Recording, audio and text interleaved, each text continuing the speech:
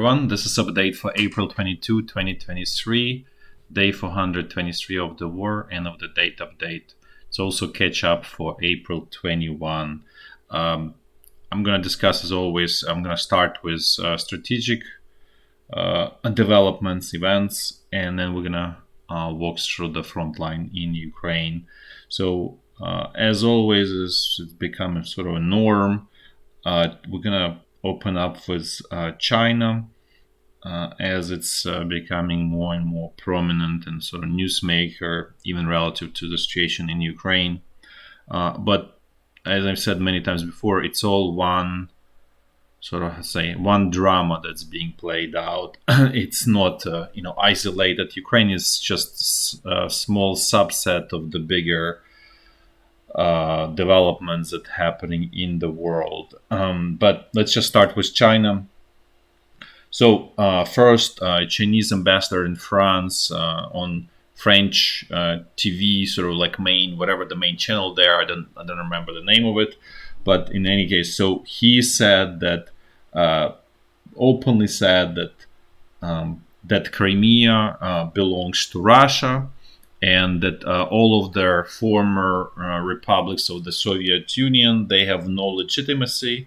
Essentially, they have no sovereignty. They should not say they should have no sovereignty, and that really means the countries are. This is Baltic republics here, Baltic countries. Then obviously Belarus, Ukraine, Moldova, Kazakhstan, all of this Central Asia, which is Turkmenistan, Uzbekistan, Kyrgyzstan, and Tajikistan. So essentially, forgot also Caucasus countries in the Caucasus, which is Georgia, Azerbaijan, and Armenia. So what he's essentially saying is that all of these countries are, if not a sphere, well, I would say if not part of the Russia, then they are at least sort of Russia's vassals and or sphere of influence where Russia fully controls these countries. So this was said, as I said, openly on French TV, essentially prime time on the main channel, French main channel. So this go back to this whole idea of China's proposal for peace, which is obviously not sort of not honest. Let's put this way. Just trying to cover up real intentions, which just talk about the peace, which is, as I said many times before, this is typical for communist regimes, where they say, we're fighting for peace in the world while they destroying the world. So this is a sort of typical 1984 type of situation, which is, I guess, for those who understand them, no surprise. There's also actually it was a surprise for me personally. I learned that in China, the Chinese president was saying internally that those who are going to be standing in a Chinese way, their heads will be, I think, squished or destroyed into the dust. This is, I would say, very extremely unusual for the Asian culture and for Chinese culture, where things are not said openly. And this really is the most concerning thing in terms of that the military conflict is pretty much inevitable, unavoidable at this point, given what's being said and how openly it's being said. There is also, I want to add about Chinese military.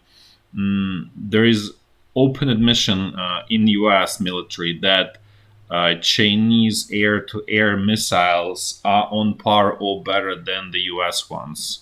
So this is a missiles that are being used by airplanes to intercept other airplanes. So basically for the air fight, to gain air superiority. So this is, I have some viewer who is arguing with me that China is not capable for developing anything and so on, and technologically backwards. And that's, I would agree that they stole a lot of technology and so on. But where the part that this viewer is missing is that China is capable of stealing, copying that technology, and then greatly improving it. And that's where this, important feature that's underestimated and probably misunderstood in the West, that can play very sort of can lead to disastrous results. And in terms of the military conflict, uh, I mentioned before that internal situation, economic situation, financial situation in China is deteriorating, and is deteriorating pretty rapidly. So there is a province called Guizhou. This is the province here. So that the authorities in that province openly sort of called on the central government to give them some financial resources, because they drowning in debt, and they strapped of cash, and they basically cannot cope with the amount of debt that they have accumulated at the local level. So this is again, and then that news was actually scrapped from Chinese internet. So again, this tells how the situation is very, very difficult inside of China. There's a huge amount of debt, huge leverage, and China hit the wall apparently was that, and ability to grow by just pumping more debt is not there anymore, and this whole debt pyramid is crashing sort of in a slow motion in China, and that creates more incentives for the Chinese political leadership to initiate some kind of military conflict. Obviously, with Taiwan is a prime objective at this moment, and China has all of the resources. It has airplanes, it has navy, it has military. So everything is sort of ready on the Chinese side. And just to discuss the situation, like what's the China sort of aspirations. So what China wants to get is this.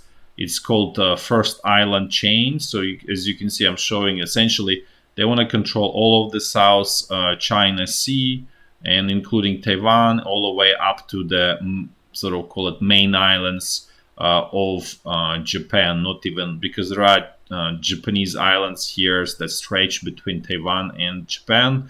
So that's even included in sort of the area of control of China. So this is sort of initial first step of expansion for China, where they would like to gain control. And obviously Taiwan is going to be sort of initial step, but it's not going to get over with Taiwan. As you can see, then there are islands in this South China Sea where Chinese want to control. But as you can see, this is just the sort of first step of expansion. Then the next step is this green line, where it's called second island chain. Essentially, as you can see, China wants to gain control all of this South Eastern Asia, essentially, as you can see. And this is all kinds sides, as you can see here. If you look at this map with the trade routes, all of this like blue is the trade and the marine traffic. So essentially, China wants to kind of like make this whole Southeast Asia its exclusive zone of influence, and for that reason, they basically do quid pro quo with Russia, where they say, okay, well, you're gonna get back all of the Soviet Union, and you're gonna help us essentially get control of the Southeastern Asia. This is obviously, once China gets Southeastern Asia, the appetite is going to be, going to grow, and the next step probably going to be Australia. It has a lot of resources, and China needs resources. So that's going to be next sort of perfect target for China in its long-term sort of expansion plan. So as you can see, this is not just about Taiwan. It's really reshaping the world to the Chinese needs. Initially, obviously, the plan is to start with Taiwan, but eventually, the whole of the Southeastern Asia is going to be under control, and then Australia, and then the rest of the world. It's just not going to stop in Australia. China making huge inroads in Africa, and so and then obviously they they want to essentially dominate the world eventually.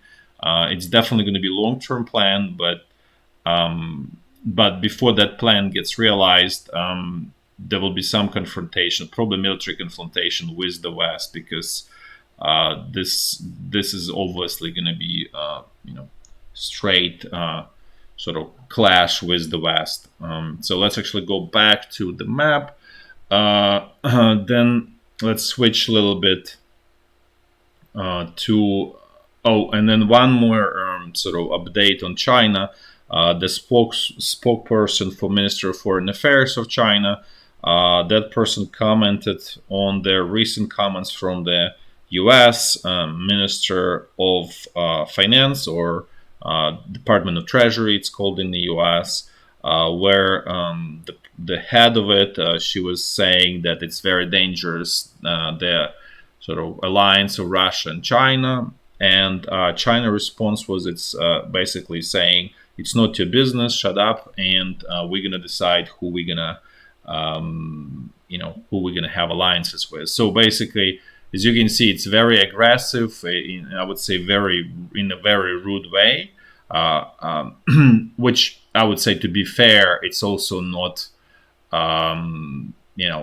not proper to tell to countries who they can ally with as well, to be fair, right? But as you can see, there's China does not mince the words, and I mentioned before about the what's said, squishing heads or blowing up heads or whatever they were saying there.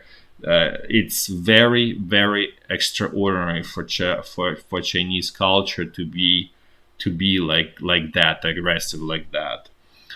Then let's switch a little bit to Persian Gulf and Russia, and there was a phone conversation between the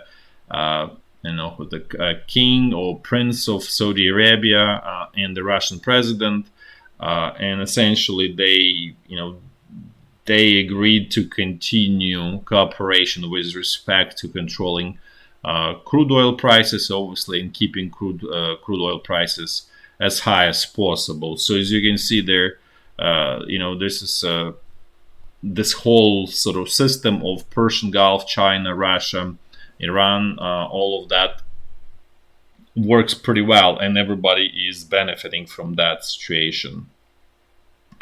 Then again, Russia, and this time is India, and there's a lot of talk about de-dollarization. The dollar is going to be sort of dethroned, and so on. Especially, it's very popular, this news, among Russian propaganda outlets in the West. They trying to sort of spread this idea and so on. But I mentioned this before. That idea is this is not happening. This is not real, and because, as I said, what really defines money, its function of being a capital, or that you can save the money. And as long as money is as sort of savings are being done in the US dollars and euro, and that's a majority in the countries around the world. I'm not talking about US or Europe or the West. I'm talking about like countries like Thailand, Indonesia, Philippines, Malaysia, China itself, all of this, India, Turkey, all of these countries, the sort of economic actors there, they save not in local currencies because they don't trust economic policies, policymakers in those countries. So so those economic actors, they save in US dollars for the most part. Portion of it is saved in euros. And so as long as that's the case, basically, in other words, there is a trust in the Western currencies, then the sort of dominance, the dollar will remain global reserve currency. And so just to explain how at actually state level, how this countries don't trust even each other. And in this case, it's going to be Russia and India. So Russia sold military equipment worth at least 2 billion, and specifically it was S-400 anti-air systems. And then there was also a $10 billion loan to India for maintenance, upkeep, and so on of the systems that were sold from Russia. Basically, just the way to sell the equipment. You offer the loan. You offer loan because it's easier, to sell, because the buyer doesn't need to come up with the entire sum right away, and so it's easier. But in any case, so what happened is with the start of the war, India doesn't want to pay in US dollars. Both countries don't want to use US dollars, right? Because the payments will be probably stopped and intercepted.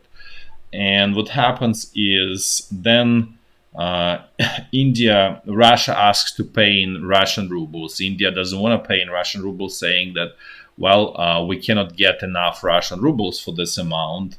And then India is saying to Russia, okay, well, you take Indian rupees. And Russia says, no, thank you very much, but we don't want Indian rupees because India doesn't produce enough goods or services that of interest for Russia in that amount. So essentially, as you can see, that this even desire, just sort of kind of like a barter between the countries, that even doesn't work. So they couldn't even get it to work as a means of payment at the most primitive sort of functions of money, and it doesn't even work. And in case of China also, Central Bank of China does not allow Chinese yuan to be freely used globally, right? You need to get some license or permit from Central Bank of China to actually buy in large quantities of Chinese yuan and take it outside of China. So as you can see, this whole notion that U.S. dollar is going away it has no real basis under it. The only way that it can be replaced would be with the gold standard. But all of these countries, they don't want a gold standard because it actually forces them to be honest. And all of this, India, China, Russia, Iran, they don't want any honesty in financial sort of in finances or economy, because all of those governments, they engaged in sort of dishonest activities by creating this huge amounts of debt and pumping, and basically this is kind of like a state-run currency dilution mechanism that allows basically the government to dilute and create sort of, it's not really like fake money, but basically increase money in circulation, or the currency in circulation, because it's not really money, without really increasing taxes and so on. So it's kind of like indirect taxation on people. This is obviously happening anywhere where you have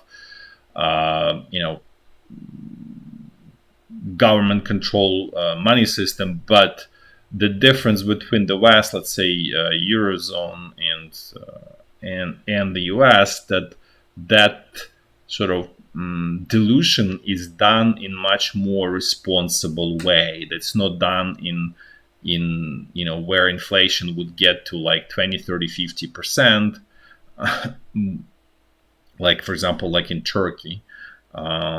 So therefore, all the economic actors, as I said, they store their capital in, let's say, euros or US dollars for that reason, and that's another reason why Federal Reserve, Central Bank of the U.S., Federal Reserve, is trying to get inflation under control, because that's the biggest threat to the U.S. dollar as the global reserve currency.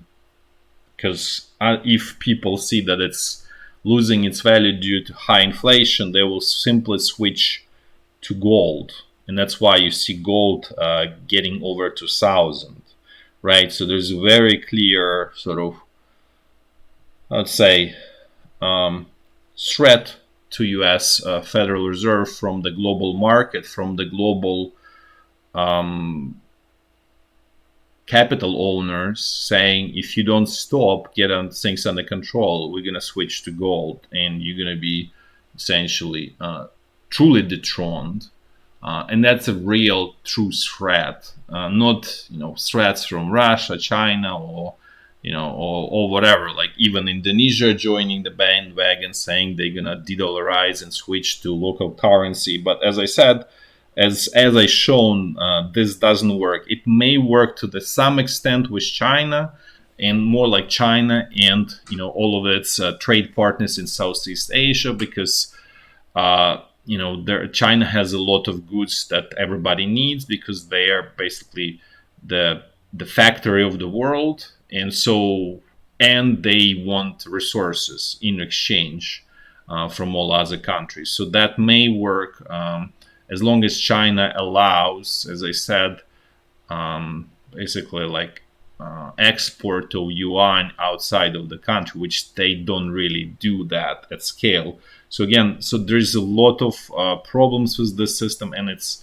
so far there's no desire in China to become global reserve currency, because the reason they don't want to do it, because it destroys manufacturing, and that's what the key strengths of China right now, and they don't want to lose that ability.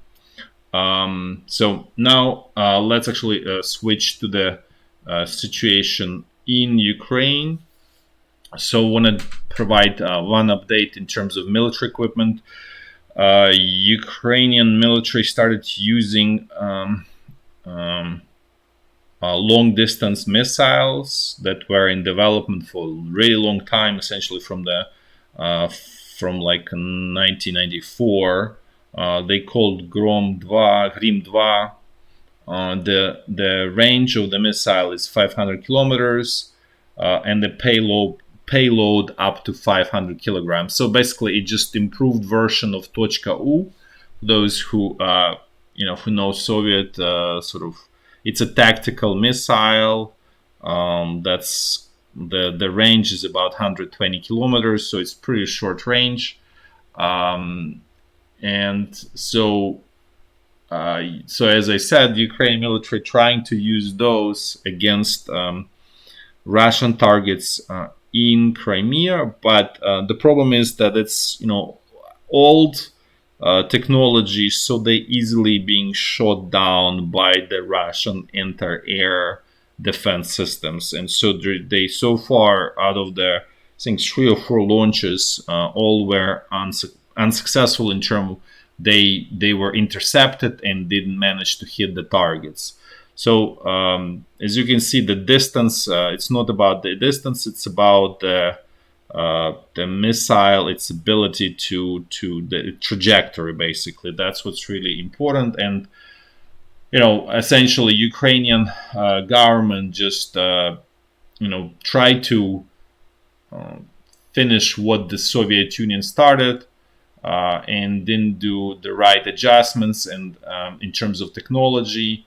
And so as a result, it's just kind of like a product that's formally is there. It's capable of reaching 500 kilometers, but it's not going to hit the target, because it's going to be easily intercepted by the Russian anti-air defense systems. And it also tells us that Russian anti-air defense systems are decent. I wouldn't say they great, but they are not that bad as perceived in the West.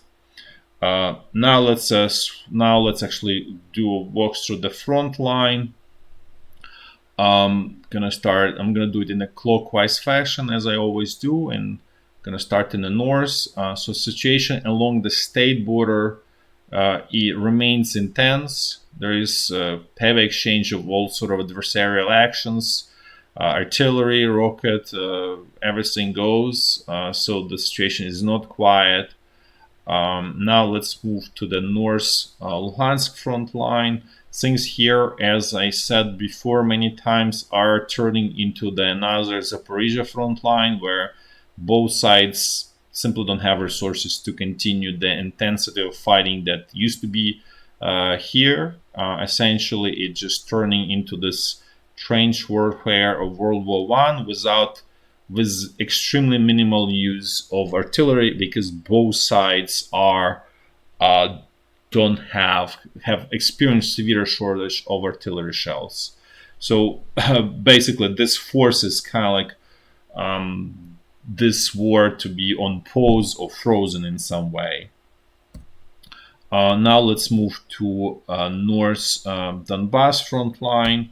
And here the same picture is essentially all of this stretch north of Bakhmut to the Siversky Donetsk river, which is here. It's all quiet, quiet in terms of there's no active offensive actions. It's just small scale reconnaissance.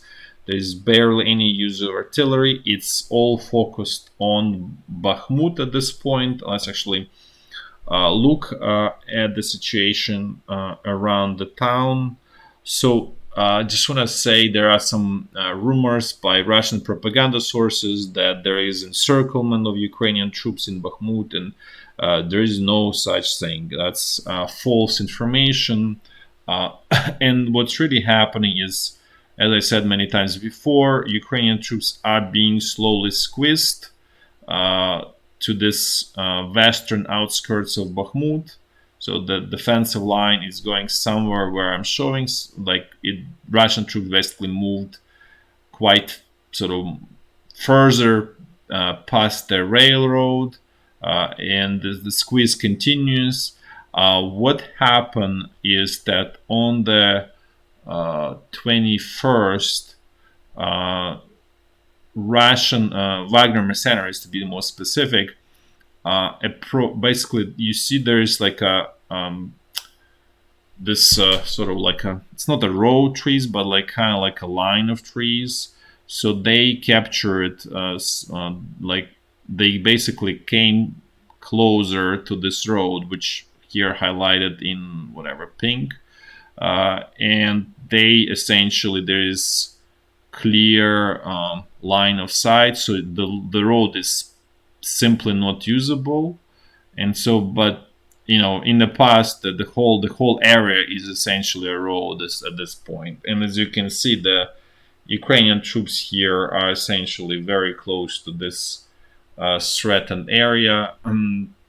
There were several attempts by Ukrainian forces to counterattack and move Russian troops further, but they were not successful.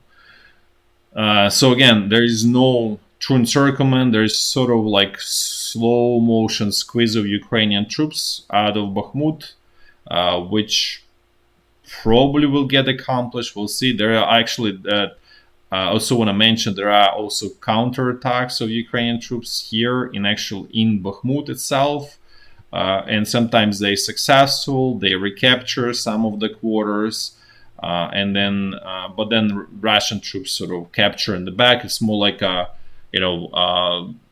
one step forward, two steps back from Ukrainian perspective, and from Russian perspective, it's two steps forward, one step back. So this is it's sort of active warfare from both sides, where it's not just Ukrainian side is on defensive. Ukrainian side tries to do tactical attacks. Sometimes they are successful, but at large it's a losing game. So we'll see if Russian troops, Wagner mercenaries in particular, have enough resources to finish the squeeze, or they may almost get it done. But regardless of all of that, it's there is, beyond just propaganda, there is not really much of a sort of meaning to this victory for the Russian side. This is just how things were developing over time. Again, as I said, this is just sort of bigger picture of all of the situation is that Russian Wagner mercenaries, to be more specific, came very close to this road. Anyways, the supply is going through the field roads and directly through the field, so it's not any kind of encirclement and just basically propaganda, false narrative from Russia. The rest of the front line, again, is essentially quiet here. Now let's move to the central Donbass front line. Things here are also somewhat quieter. There's still, active attacks in Marinka and a little bit here toward in this kind of like north western direction, but even the Pisky salient was quiet. So again, Russian side and Ukrainian side, both sides are starting to feel more and more shortages of supplies and specifically shells, and then that sort of freezes the war on its own, basically in a natural way. And then this is just situation around Avdiivka, which is essentially there's no change here. And this is the only area where the Russian side was attacking towards this village Novokalinov in Keramic, essentially where this line is, without much success. And then the last section of the front line, Zaporizhya, it's quiet again. So as you can see, the active zone of the war shrinks to smaller and smaller sort of sectors and this is all driven by the shortage of the resources on the both sides. Also want to update another important piece of information, that actually Ukrainian troops managed to establish small tiny bridgehead on the eastern side of Dnipro River near Kherson here. It's not sort of large or operational, it's just small scale bridgehead. Nevertheless, it does exist. Don't know if there is opportunity to expand it, and regardless of that, the river there is extremely wide, so basically logistically it's not going to be, it's going to be suicidal for Ukrainian army to try to fully in a large scale exploit that bridgehead. It's just because Russian artillery will be destroying any opportunity to supply Ukrainian troops on the eastern side at large scale, and so that would essentially turn what Russian military was experiencing when Ukrainian troops were liberating the western bank of Dnipro River near Kherson. So, but I just want to mention it because I think it is important news, nevertheless, that essentially Russian side, what it really tells us is that Russian side is lacking troops as well, like boots on the ground, to really create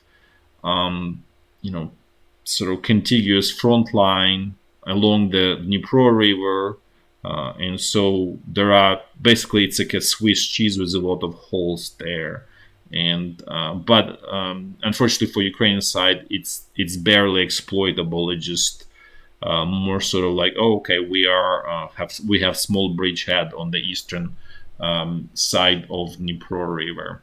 That's it for today. Thanks for watching. Until next time. Bye bye.